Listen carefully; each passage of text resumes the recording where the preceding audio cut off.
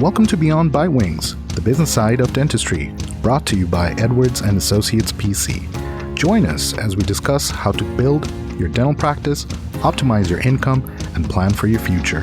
This podcast is distributed with the understanding that Edwards & Associates PC is not rendering legal, accounting, or professional advice. Listeners should consult with their business advisors before acting on any of the information that is shared. At Edwards & Associates PC, our business is the business of dentistry.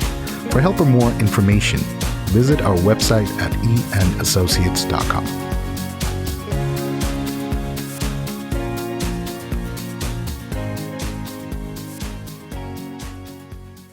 Hello and welcome to another episode of Beyond Bitewings. And in today's episode, Hello and welcome to another episode of Beyond Bitewings. My name is Ash, and in today's episode, we will be talking about investing. You know, owning a dental practice isn't just about setting your own schedule or calling the shots. It's about creating a legacy that extends beyond your business, one that provides freedom for you and your family. True financial freedom doesn't just come from the success of your practice, it comes from making smart investments that secure your future. Now, at some point, you'll step away from the day-to-day operations, so it's never too early to start thinking about where to put your money to work. But where should you invest? While traditional options like stocks and bonds are always on the table, many practice owners are exploring alternative strategies, such as multifamily syndicates and mortgage note buying. Well, in this episode, we're bringing together some of the best investment insights from experts like Paul Montelongo, Eric Miller, and Nathan Turner. Whether you're just starting to think about investing or looking to diversify your portfolio, this episode is packed with valuable advice to help you build lasting wealth beyond your practice. Let's talk a little bit about the multifamily syndicates, Sure. right? So typically when you acquire a project after you have raised the funds that you're looking for, and you go through with the deal, how long do you typically keep it before it's sold to another investor? Yeah. Traditionally, these are 5-year business plans. Okay. Historically, though, and our track record is we hold for about 33 months. Okay. But they are based on 5-year business plans. Right.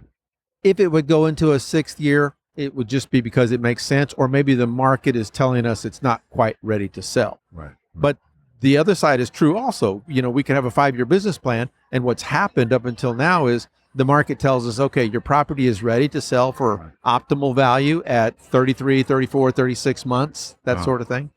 And so then we sell, and then we divide up the profits to the investors, and we go to the next one. We issue distributions quarterly. Okay. And then on some of the properties, some of the investments, we have a preferred rate of return. Okay. Others, we have just a straight rate of return, right? So based on whatever the property is generating. Right. And so, you know, it's all in the business plan. Right. It's all disclosed. It's all formal. And then based on our experience, based on the market, based on how we think we can generate the most value in that property, then we decide, are we going to distribute quarterly? Are we going to distribute monthly? Right. You know, for how long, those sorts of things, right? And how involved does an LP need to be? LP, well, let's go back. First of all, an LP has ownership. Okay. Right? LP has ownership. You're in the LLC that owns that particular asset. Correct. It's just that you don't have the day-to-day responsibilities that the general partnership has. And having said that, LPs have all the disclosure rights, have all the availability and all the accessible rights that a general partner would have. It's just that they don't get involved in the day-to-day operations, right? They are truly there. The LPs will have the true passive They're passive. part. Like how they can use the business as a vehicle. Well, for sure. I think, I usually go back to equating it to their household because, in corporate America, and I'm sure you guys have dealt with big corporations too, most of them, have what's called a parent company. And you will see that all the time. I mean, like I use Berkshire Hathaway, Warren Buffett's company. That's like the parent company. And then he owns, hundreds of different companies, but it all is for the benefit of that parent company. And when I look at a household, the family unit, that is what owns the assets, whether it's your real estate, whether it's your 401k, whether it's your bank account or your practice. I mean, you own those things. Your household owns those. Mhm. And everything that you do is, I mean, at the end of the day, isn't it for the betterment of your household, to live a better life, to have money and freedom and things that you want to do? So we have to look at each of these investments that you have and make sure that they are contributing somehow for the benefit of the parent company.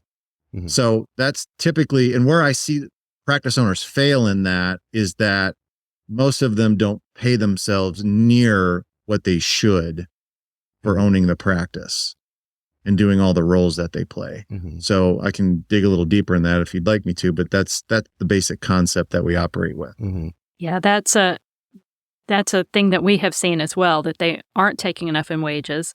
And we are looking at it from a different reason, but we see it all the time that they're underpaying themselves and undervaluing the service that they provide. And they think they're saving in taxes, but it's really not a significant amount for the upside that can be had when you're taking a higher wage. So I would say that is a good place to dig into. What would you speak to that? Yeah, sure. I mean, and look, it's hard to make financial decisions like in a silo. I mean, you can make one decision, but it's going to have an effect on, other areas of your life. Right. So, one of the things that we usually start with is, how do you compensate yourself and how much should you? Early on, I started having every practice owner incorporate that. 10% of the practice revenue comes right off the top, and that goes to you as your owner compensation. And that money isn't designed for you to buy bigger houses and cars and consumption items. It's designed for you to invest that money so that you can create other income sources so you're not dependent upon the practice for the rest of your life. Mhm. So that's just kind of one of the things that we'll try to help practice owners with so that they can figure that out. I think most of them, and you have to do it very carefully. Like the last thing I'd want is for anyone that's not doing that right now, like, oh yeah, I heard this guy on this podcast. I'm going to start opening up in a separate account. I'm going to start paying myself 10%. I would highly suggest that you don't start at that level because, one thing that I've learned about business and income, business expenses, really two kind of fundamental rules. And you guys can tell me if these resonate with you, but number one, any business, it's going to try to spend every dollar that it makes and then some. And, it just seems to be, there's always a demand of money in a practice, but it also will make what it thinks it needs to make to survive. And, there's something called necessity. And, when we look at practices, most of them are operating on a certain make break number that they think that this is how much I need to bring in to kind of cover my basic expenses. But they're missing some of these other key, profit buckets, if you want to call them, to make sure that the practice is solvent, that they have money to pay their taxes, and that they can pay themselves that 10%. So a lot of what we do is just going in and just refiguring like, hey guys, you're operating on $100,000 of make break, but you actually need to be operating at like 120,000. And here's why. And that really changes the way that they look and they start, oh man, you're right. Mm-hmm. No wonder we're struggling all the time. No wonder I don't have money to pay my Yes. tax. No wonder I don't have. I'm like, yes. See, you're underestimating how much your business actually needs to bring in for you to feel good about your financial situation. You're saying that set aside a certain amount of money and try to find other forms of revenue, whether it's directly through the business or when you pay it to yourself, you invest it. It's not for consumption, but it's for investment purposes. So essentially what you're doing is you're creating additional revenue streams for your parent company, which in this case would be the household. Correct. And as long as you know your tax, whatever you're going to incur on those additional revenue streams is less than whatever you're going to make, then it makes sense. Yeah. And I think that, does it increase the tax burden? Probably. Does it create a bigger benefit though down the road? I mean, that's kind of what you have to weigh. Right. And see if it's going to, allow them. One thing I know about money is that if you leave it sit right in one place too long, it's going to get spent, unfortunately. Yeah. And, the only way that I've ever seen people accumulate reserves in retirement is that you have to like physically remove money out of one place and move it to another. That's why there's $6 trillion in 401k plans right now, because people never took receipt of that money. It got ripped out of their paychecks. Right. So we're trying to just accelerate the process for them to be able to, retire and not just depend upon their quote unquote 401k plans for the majority of their retirement income. So what would be these other additional revenue streams our listeners could look into? Yeah.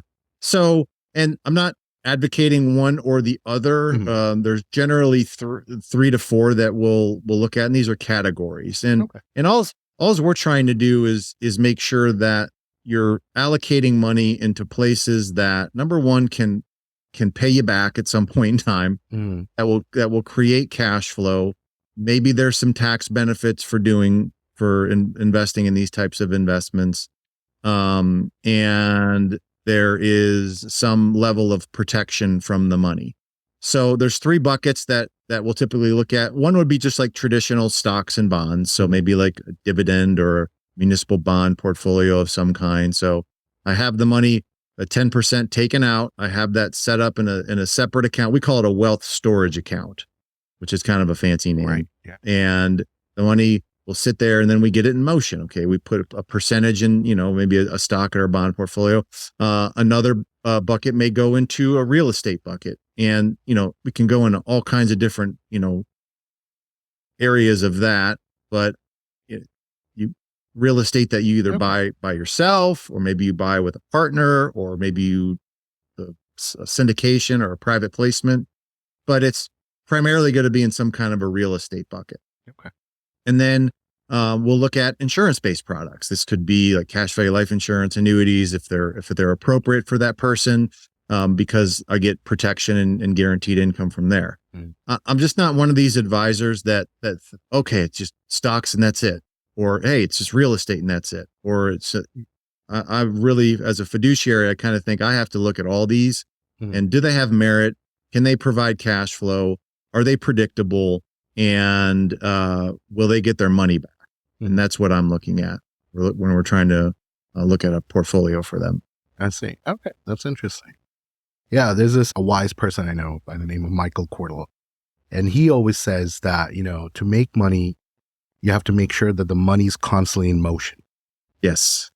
If it's not in motion, then it's not going to make any more money. And the other thing he would always say is that, as an entrepreneur, we're constantly trying to look for deductions so we can reduce our taxes. But a good financial savvy person, someone who knows or wants to know more about his own money, will look at it from a top end that you speak of right now. Ash, I know you said this episode was about note funding, but Nathan, tell us specifically what kind of notes and a little bit about it. You bet. So again, thanks for having me on, guys. This is great. So my expertise is that I have been in residential mortgage notes for since 2008. So coming up on 15 years now. So it's been a long time, and I've really, really enjoyed it. And essentially what that means is I am buying an existing mortgage, or in Texas, it's a deed of trust, but I'm buying that loan, whatever's attached to a residential property. I essentially am becoming the bank to whoever's living in the property. So the bank is selling off the loan for all kinds of different reasons. We can maybe get into that if you'd like, but anyway, they sell off all kinds of loans for all kinds of different reasons. I tend to buy actually from hedge funds. So the hedge funds will buy from the bank. I buy from the hedge funds. And essentially, like I say, I become the bank. And that puts me in a really cool position where I can control a property without actually owning it. And it's fantastic. It's such a fun business. I buy first lien mortgages. So there are 2 real main things that I'm looking at. Of course, whatever the interest rate is, when's the last time they made a payment, all those things are important as well. But in order to protect my investment, the things that I'm really looking at is property value. I want to make sure that if something goes wrong, if I do need to take back this property, that the property value is there. And then the other thing that I'm looking at is title. And I want to make sure that there's a clean bill of title, no other liens that may be ahead of the first loan mortgage, and that would property taxes or city liens. And I can find all that out before I purchase any loan. And I do, just to make sure that I'm well protected. Now, you said it was a flat 8%. So is it 8% or is it up to 8%? No, it's 8%. Okay. Yeah. And that's a good question because I've had that before where there's so you mean maybe 6 or 7? I'm like, no, 8%. It will be 8%, not up to. And how is that paid out? Is that paid out monthly, quarterly, annually? What? That's a quarterly distribution. And then as an investor, what kind of reporting is there? What would I expect to get and how often? So each quarter with that statement, I would send out a statement with that, had some reporting and just some updates on what's happening and what maybe to come to expect in the next 2 months. But every quarter you'll get a report that goes along with that payment. Thanks for listening today. Be sure to subscribe to Beyond Bitewings on your favorite podcast platform. For more information, you can follow us on Facebook, Twitter, and LinkedIn, or reach out to us on our website. You can also shoot us an email at info@eandassociates.com.